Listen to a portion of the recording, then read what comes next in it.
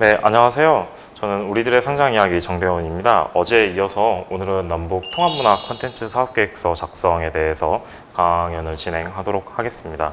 어제 같은 경우에는 남북 통합문화 활성화에 이르는 과제라던가 그 방안에 대해서 간략하게 살펴보는 내용이었다면, 오늘은 좀 더 그것의 연장선상으로 구체적으로 아이디어를 좀 구체적으로 사업계획서의 형태로 작성해보는 내용으로 강연을 진행할 거예요. 먼저 오늘 강의할 내용은 크게 네 가지로 나뉘어진다고 볼 수가 있겠는데요. 첫 번째로 사업계획서가 무엇인지 말씀을 드릴 거고요. 그 다음에 사업계획서란 어떠한 구조를 가지고 있어야 되는지, 그리고 사업계획서의 각 구조에 있어서 그것들을 어떻게 작성해야 되는지를 말씀을 드릴 거예요. 그리고 마지막으로 제가 간략하게 사업계획서 예시를 하나 작성해 왔는데 그거를 참고하시면 될 것 같습니다. 사업계획서를 작성하시는 방법에 대해서 강의를 들으신 이후에 오후에 또 강의가 진행될 예정인데, 그때까지 사업계획서를 간략하게 작성을 하셔서 작성한 사업계획서를 가지고 오후에는 그거를 공유하는 시간을 가지도록 하겠습니다. 먼저 사업계획서가 무엇인지 살펴보도록 하겠습니다. 사업계획서는 하나의 문서인데요. 사업을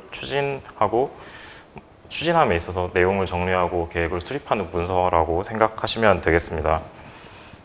보통 초등학교 때 보면은 방학이라던가 이럴 때 방학 시간표, 방학 계획표 이런 거 작성을 하죠. 나는 몇 시에 일어나서 몇 시에 아침밥을 먹고, 오전에는 예를 들면 학원을 간다던가, 그리고 오후에는 다른 공부를 한다던가 하는 그런 식으로 진행을 하잖아요.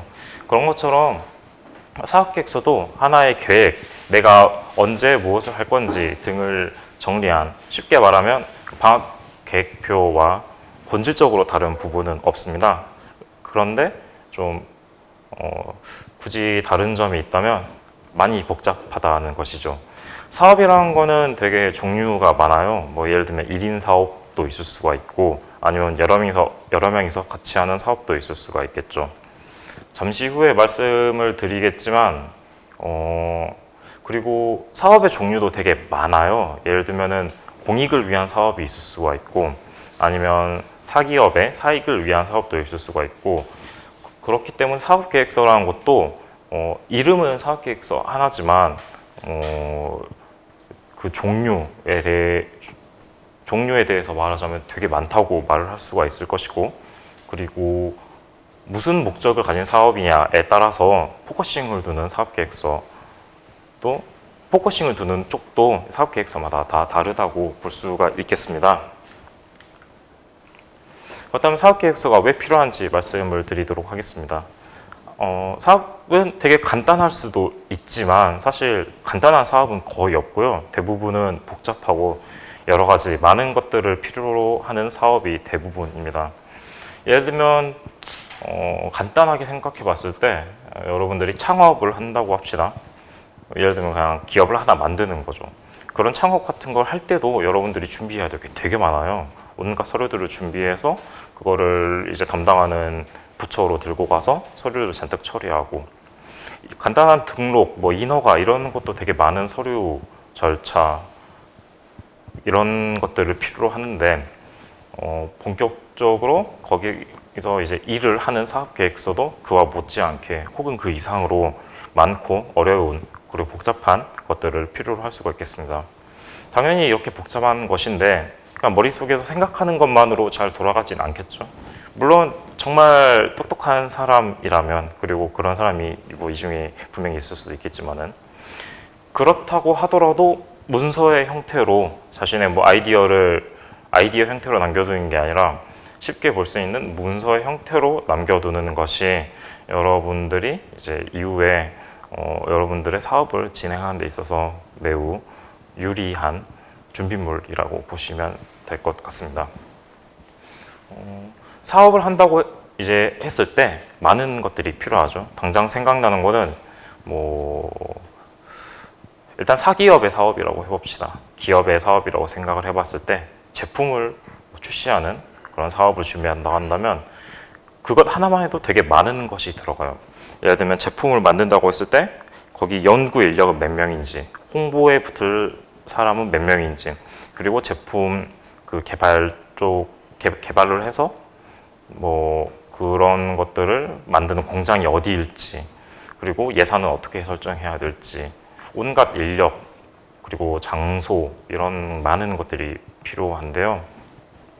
그렇기 때문에 이런 것들을 최대한 체계적으로 정리한 사업계획서가 있어야 사업을 자신도 이해할 수 있고 다른 사람도 이해할 수 있고, 사업계획서는 뭐 당연한 얘기지만 내가 필요한 내용들 막 누락했어요. 뭐 사람이 이 정도 필요해요라고 하는데 그러니까 예를 들면 사람이 이 정도 필요라고 말을 했을 때 뭐 예를 들면 연구 인력 뭐 혹은 뭐 홍보 개발 막 이런 싹 다 여러 가지 부서로 나눠지잖아요. 그래서 어디에 정확히 사람이 몇 명 필요한지 적재적소로 사람들 나눌 수가 있어야 되는데, 그게 아니라 뭐 예를 들면 그냥 사람 몇 명이 필요하다 이런 식으로 좀 두루뭉술하게 두루뭉술하게 사업계획서를 작성을 한다면 그거는 좀 이제 곤란해지겠죠. 그렇기 때문에 여러분들이 사업계획서를 적을 때는 좀 세분화해서 세세한 것까지 적어 놓는 게 좋고요. 사업계획서의 구조에 대해서 알아보도록 하겠습니다. 사업계획서는 아까 말씀드린 내용들을 충족시킬 수 있을 정도의 그러한 구성을 갖추고 있어야겠죠. 그런데 이 구성들을 갖추기 위해서는 가장 좋은 방법은 질문을 던지는 겁니다. 내가 만든 사업계획서에는 어떤 내용들이 필요할까? 하나의 질문을 던지면 또 다른 질문들이 나오거든요. 먼저 첫 번째 질문입니다. 중요한 질문이죠. 이게 뭐 하는 사업인가? 사업계획서를 작성을 한다고 하면은 사업에 대한 계획을 포함을 시켜야 되는 건데, 당연히 뭘 위한 계획인지, 이게 뭐 하는 사업인지 당연히 들어가야 되는 내용이겠죠. 그렇기 때문에 사업에 대한 설명은 뭐 사업계획서마다 다르긴 합니다만 보통 앞부분에 배치되는 것이 일반적이고요. 정말 일반적인 루트를 말씀드리자면은 맨 처음에 개요가 나오고 그 다음에 이게 어떤 사업인지 설명이 나옵니다. 혹은 두 번째 질문이 먼저 나오기도 해요. 어떤 배경이 있는가? 이거는 다른 말로 하면 문제의식이라고 할 수가 있겠습니다. 사람들이 필요한 것들이 있어요. 그러한 것들을 어떻게 충족시켜 줄 수 있는지, 다시 말해서 지금 무엇이 부족하고 우리 사업은 그렇기 때문에 왜 필요한지를 설명하는 그러한 배경, 지금 이 사업의 배경에는 이런 것들이 있어요 라고 말을 하는 내용이 사업계획서에 포함이 되어야 한다고 말씀을 드릴 수가 있을 것 같습니다. 다음은 과정입니다. 이 사업이 어떤 과정을 거쳐서 진행이 되지? 라는 질문을 던질 수가 있는데요. 다시 아까 던졌던 질문으로 되돌아가 보도록 하겠습니다. 상품을 개발하고 그거를 출시한다고 했을 때 상품을 먼저 출시하고 그걸 연구를 할 수는 없겠죠. 당연히 모든 일에는 순서라는 것이 있습니다. 수요를 먼저 조사를 하고 연구를 하고 그 다음에 뭐 테스트 같은 걸 하고 마지막 출시, 뭐 예를 들면 이런 식으로 사업이 진행이 되는데, 다시 말해서 어떤 순서로 내 사업을 이제 진행해 나갈 건지 그러한 과정을 거치는 것도 사업계획서에, 그러한 과정을 정의하는 것도 사업계획서에 포함이 되고요. 네 번째입니다. 어떤 효과를 가져오는가? 이거는 두 번째 문제의식 및 배경과 관련이 있다고 볼 수가 있겠는데요. 내가 뭐 어떤 재화나 서비스를 공급을 한다고 합시다. 그렇다면 그게 어떤 효과를 가져올 수 있는지, 이게 누구에게 도움이 되는 건지, 다시 말해서 이 사업의 효용은 무엇인지, 이런 것들을 사업계획서에 넣어줘야 하겠죠. 마지막입니다. 예산 문제입니다. 예산 문제 제일 복잡하죠. 돈 따오는 게 진짜 쉽지 않은 일인데, 이것도 약간 사업계획서마다 달라요. 사기업이냐 공기업이냐에 따라 뭐 예산 관리 기준도 다르고 되게 복잡한 문제인데, 일단 여기서 중요한 거는 예산은 총량이 있죠. 뭐 다른 사업에서 뭐 뺏어온다던가 그렇지 않은 이상 여러분들이 사용할 수 있는 예산에는 총량이 있는 것이고, 거기서 현명하게 잘 배분해서 사용하는 것이 중요하겠죠. 그렇다면 이제 아까 이 5가지 질문에 대해서 좀 세분화 시켰고, 이후에는 이 5가지 질문에 대해서 각각 어떻게 작성을 하는 것인지 살펴보도록 하겠습니다. 먼저 사업계획서 작성에 앞서서 고려할 내용을 말씀을 드릴게요. 첫 번째는 사업계획서는 독자를 고려해야 합니다. 여러분들 자신을 위한 사업계획서일 수도 있겠지만 특히나 1인 사업자라면 그게 아닌 이상 아까 말씀드렸다시피 사업계획서라는 거는 다른 사람들이 읽죠. 같이 업무를 하는 사람들이 읽을 수 있어야 합니다. 한글로 돼 있는데 못 읽는다 하면 그거는 심각한 문제가 되겠죠. 그리고 예를 들면 자신의 사업이 타 부서에서 예산을 받아서 진행하는 사업이다. 그러면 다른 데에서도 사업계획서를 읽고 타당성 검토를 해야겠죠. 그렇다면 읽을 수 있어야 됩니다.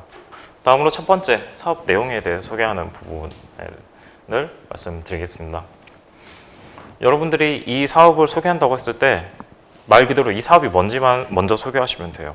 이 사업이 왜 필요한지 아니면 여기에는 뭐 배경에 어떤 것들이 있는지 이런 것들은 이제 후수를 하실 거예요. 그렇기 때문에 가장 먼저 해야 될 거는 이 사업이 뭐 하는 사업이다. 말 그대로 사업에 대한 그 개념 혹은 뭐 키워드 중심으로 정리를 해서 설명을 해드리면 될 것 같아요. 다음은 사업 계획입니다. 사업 계획이라는 거는 언제 무엇을 해야 될지를 설정하는 건데요.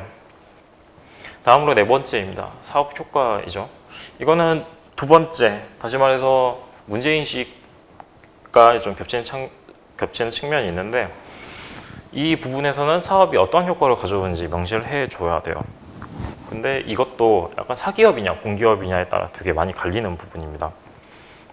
사기업 같은 경우에는 이 사업 효과를 통해서 발생하는 것이 주로 기업의 이익 측면 그런 면이 있죠. 그래서 그 부분과 관련된 사업 효과를 좀 강조를 많이 하고요. 반면 공적인 기업 혹은 공적인 단체에서는 이 사업 효과를 좀 공익적인 측면에 많이 맞춰서 강조를 하는 면이 있습니다.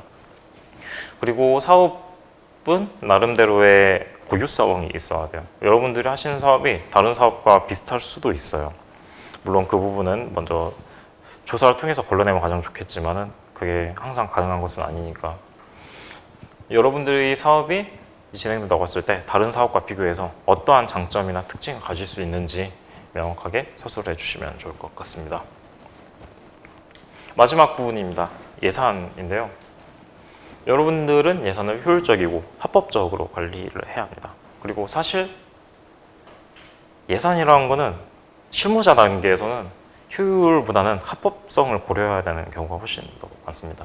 예를 들어 특히나 공기업의 경우에는 그러한데요. 공적인 기업의 경우에는 그러한데요.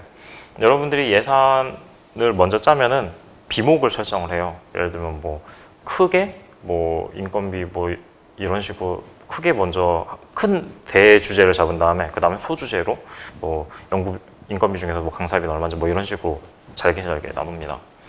그런 것들을 통해서 비목별 예산을 설정하는데 중요한 거는 그러는 것이죠. 나는 이 사람에게 얼마를 줘야겠다. 여러분들의 자의적인 판단이 들어가면은 좀 곤란합니다. 인건비의 경우에 예를 들어봅시다. 인건비 같은 경우에는 기준이 있어요. 얼마를 받아야 된다. 얼마를 받아야 된다. 예를 들면 뭐 서울시 같은 경우에는 뭐 사람마다 급수가 있습니다. 어디 단체장은 뭐 1급, 어디면 뭐 어디 뭐 임원급은 2급 막 이런 식으로 다 급수가 나뉘는데 그 사람들에게는 인건비로 얼마를 준다. 1시간에 얼마고 그 다음에 뭐 플러스 1시간 할 때마다 뭐 얼마 주고 이런 식으로 인건비가 책정이 돼 있어요. 그렇기 때문에 그 기준에 따라서 인건비를 줘야 되고 인건비뿐만 아닙니다. 교통비도 그래요. 여기까지가 이제 일반 사업계획서를 작성하는 방법을 말씀을 드렸고요. 제가 한 거는 그냥 그런 포맷에 맞춰서 한다기보다는 그냥 필요한 내용을 이제 쓴 그런 사업계획서 예시라고 보시면 되겠습니다. 그래서 제가 한 거는 예시로 작성한 거는 남북문화 이해를 위한 웹툰 제작 지원 사업입니다. 사업 내용은 웹툰을 만드는 건데 주제는 뭐냐? 그것은 남북문화입니다. 저는 여기서 세 가지 주제를 들었어요. 첫 번째는 놀이문화이고 두 번째는 음악 및 예술공연, 세 번째는 요리입니다. 사업 계획에 대해서 말씀드리도록 하겠습니다. 아까 세 개의 대주제가 있었죠? 그 세 개의 대주제가 있었는데 각각 5개 정도로 그럼 총 15개가 나오겠죠? 그 15개의 웹툰을 8개월 동안 만드는 것을 사업 계획의 목표로 잡고 있습니다. 사업은 크게 4가지 단계로 구분이 됩니다. 첫 번째는 모집, 사람들을 모집하는 것이죠. 그리고 두 번째는 준비, 이 본격적인 웹툰 제작 전의 준비 과정입니다. 세 번째는 제작, 웹툰을 만드는 단계이고요. 네 번째는 평가하는 단계입니다. 혹시 사업계획서 작성과 관련해서 질문사항 있으신 분 있으신가요? 네. 없으시면 좀 이따 사업계획서 작성할 때 한 번 더 질문을 듣고 진행하도록 하겠습니다. 이제까지 우리들의 성장 이야기 정대훈이었고요. 네, 강의 잘 들어주셔서 감사합니다.